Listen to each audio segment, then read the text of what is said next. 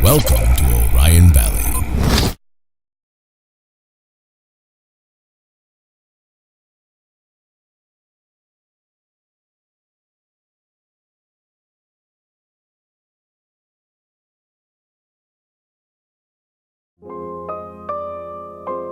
A D&D podcast? I really thought that we could just do this for the rest of our lives. I always saw it as like that was the pinnacle of nerd culture. Well, when we started, my main concern was to tell a great story.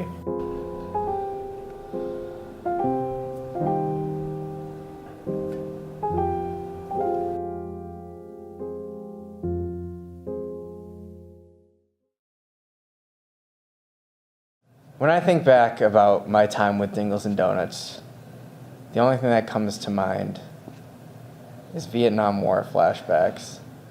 And I met Sully, Casey, Austin, and Chris all through college, and it was originally Casey's idea that he wanted to do a D&D podcast, and he teamed up with Sullivan because it was something that he wanted to do as well. Casey Clark is going to try to tell you that he had a part in the creation of this, but it was all me, first of all.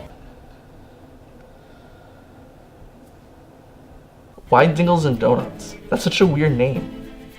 I'd never thought I could go like on mic and not be just a stuttering mess. It wasn't really something that I was that passionate about, but I was just like, you know what, I'm sure I can add something to it, and then it made a lot of sense.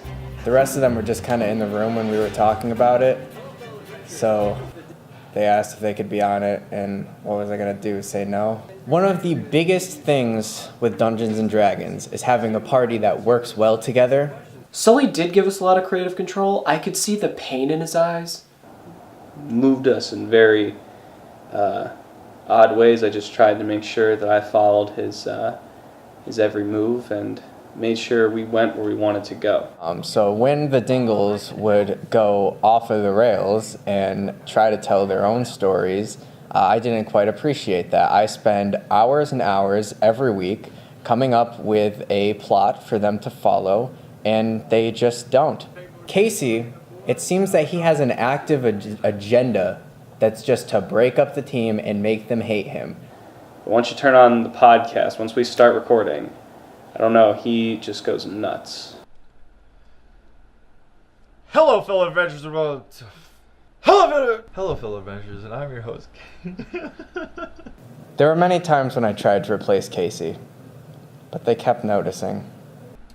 Hello, fellow adventurers, and welcome to this episode of the Dingles and Donuts podcast. Wait, hold on. Wait, you're not Casey. Get him! Chris, he's going! You gotta get him! As he went on, he became a lot more annoying. Yeah, it was very weird, like, knowing Casey for as long as I have and, like, hearing him say, like, 3 words total. And then when we got to the podcast, he just wouldn't shut up. It was just such a weird character he played. Like, maybe it's always been there the whole time, and we just didn't know. If we were to try to unlock a door, he would try to fuck that door. If we were trying to go into another building, he'd be like, I'm not going in that building. I'm gonna try to seduce this sea hag. Crick, we don't want any trouble. Yeah, man, we're just here to talk. Let's negotiate about this. It's just Sup, you red fucker! No! You little donkey! Shut the fuck up!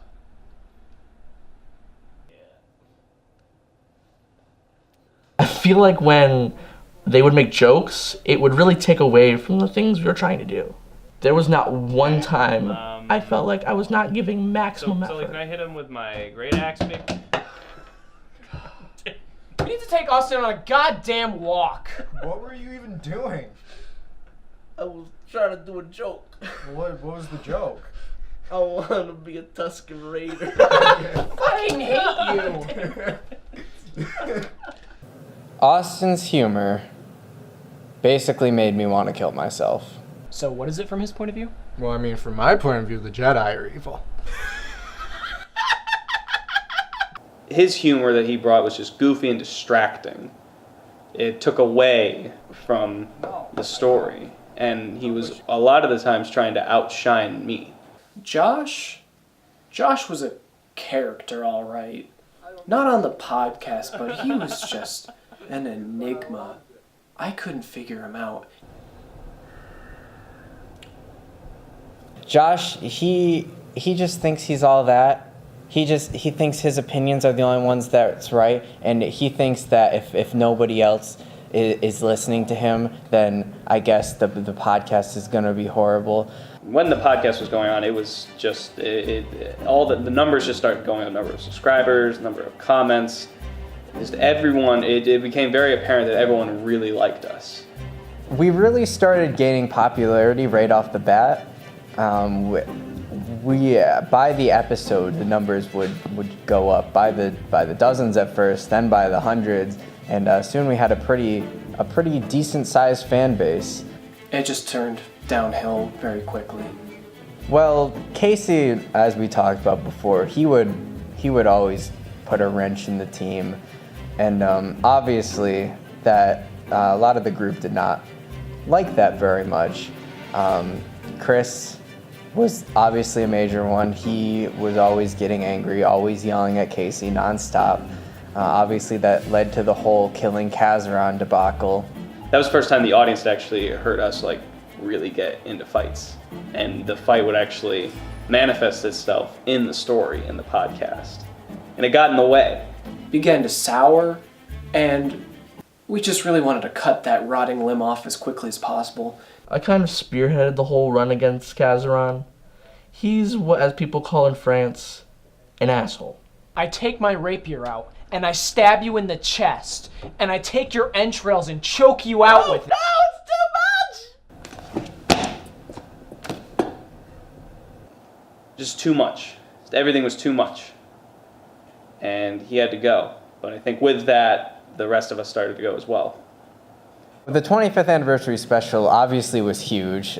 We wanted to do something big, give back to the fans a little bit. So Casey and I actually came up with this idea to do a trivia show to sort of recap the past 24 episodes.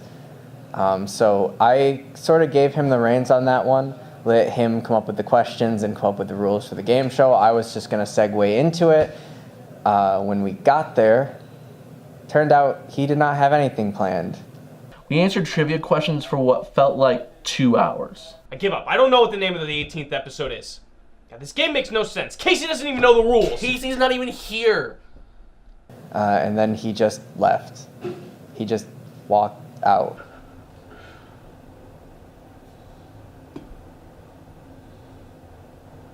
A mixture of competitiveness, tired, frustration, all of it together, just knew that we had to stop. I knew that answer. I fucking hate all of you. I fucking hate this game. Goodbye. After that debacle of the 25th episode, I decided that I wanted to keep the story going, but I couldn't do it with them anymore. So I got together with my good friends, Bree and Aaron, and we decided to start, just pick up where we left off and start filming with them instead. And so I knew that he wanted to have me on there too. Lo and behold, I see a new episode come out. First solo episode. I don't know how. Josh, I guess, tapped into one of our phones or something, read my text messages. I don't know. But he just showed up. He showed up on the day, just grabbed a mic, and started recording with us. It was creepy, to say the least. But I didn't see the whole problem with it. I think when you know that something's done, you just gotta let it go. I started getting phone calls every day from each of them. They had some very colorful things to say to me. Oh, Josh, I don't give a fuck about Josh. The thing I don't understand is, why was Josh on there? How come he got to translate from the old Dingles to the new Dingles? Like, what'd he do? So Casey actually called me, and I heard his voice for the first time out of game. He basically told me that he hated me, never wanted to see me again, and I could go eat dust for the rest of my life. Fuck you, Josh. Just fuck you. And it's really sad, because he has a really sexy voice. Afterwards, there wasn't really anything to fill that void. I've kind of just walked aimlessly through life, looking for something to fill that void. It sucked that I worked on something so hard for it all just to end. And it was hard to move on from that. It was like a piece of me died and shriveled up and fell on the floor and got stomped on. And then that stomp got eaten by a bird. And then that bird got eaten by a bigger bird. And then a whale jumped out of the ocean and ate that bird. When it ended, it was a little bit, I would say, melancholy. I wasn't happy, but I wasn't too sad either. So now Orion Valley Productions, it blew up. People loved the content I was creating. Chris eventually called me up and we rekindled our friendship. I focused on my own skills, I tried to hone them, and then months later I got in touch with Sully, and now I work with him on Orion Valley Productions.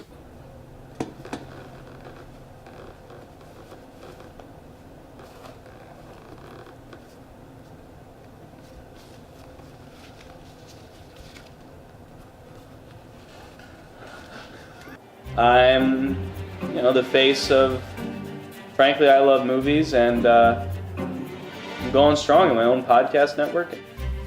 I'd get back with the Dingles if everyone learned from their mistakes.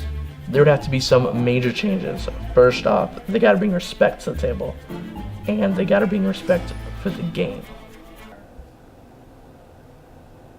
If the Dingles and I ever get back together, it will be when I'm dead at my funeral.